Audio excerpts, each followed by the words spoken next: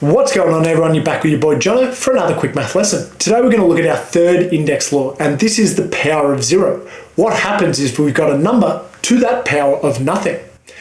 Zero is a special case with indices, just like it is with multiplication. I still remember being in like year 3 being like, oh mum, what's a million times zero? It's equal to zero, I'm so smart. Indices have a very similar trick, but it's not zero. And we're going to see how we can find it out just by using a little bit of pattern recognition. So for this, I'm going to do two descending powers at the same time. So I've got 2 to the power of 4, 2 to the power of 3, 2 to the power of 2, and I'm going to do it at the same time with 3 to the power of 4. So 2 to the power of 4 is equal to 16, and 3 to the power of 4 is equal to 81. Then if I do 2 to the power of 3, that's equal to 8, 2 times 2 times 2. And 3 to the power of 3 is 27. 3 times 3 is 9 times 3.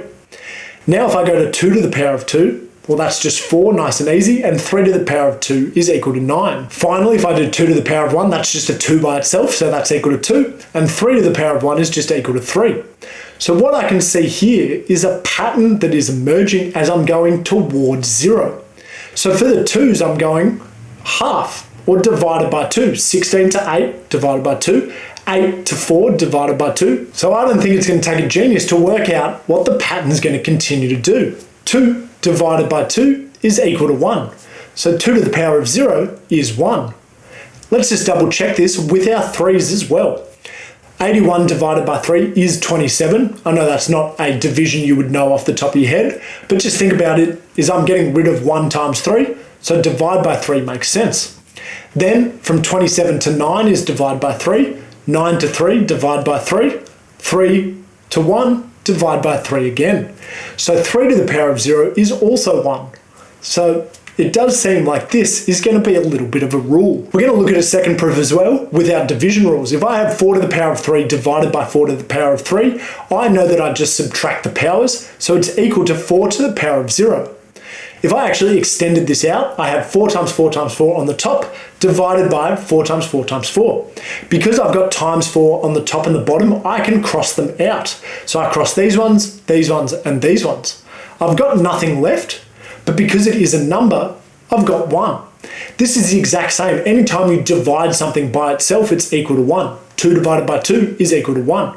So in this example here, 4 to the power of 0 must be equal to 1. So anytime we've got a base to the power of 0, it is always equal to 1. That is the rule for this index law. Any base to the power of 0 is equal to 1. 20 to the power of 0, that's equal to 1. X to the power of 0, that's equal to 1. A million to the power of 0, that's equal to 1.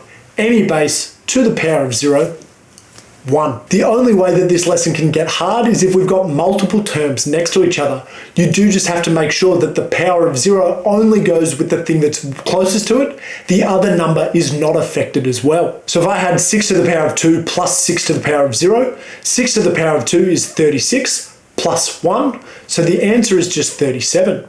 Sometimes I like to put bracket 1 bracket where I see a power of 0, just so I don't mistake this and go, oh, the whole thing's equal to 1, nice and easy. It does also get a little bit trickier when we're talking about algebraic terms. So this one is 7x to the power of 0. The 0 is only going with the x. This is saying 7 times x to the power of 0.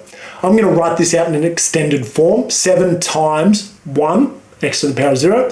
So the answer for this one is 7. A very common mistake here would be just writing 1 because you see that 0, but the 0 only goes with the x. 7 is just 7 by itself there. Thanks so much for watching, and I'll see you later.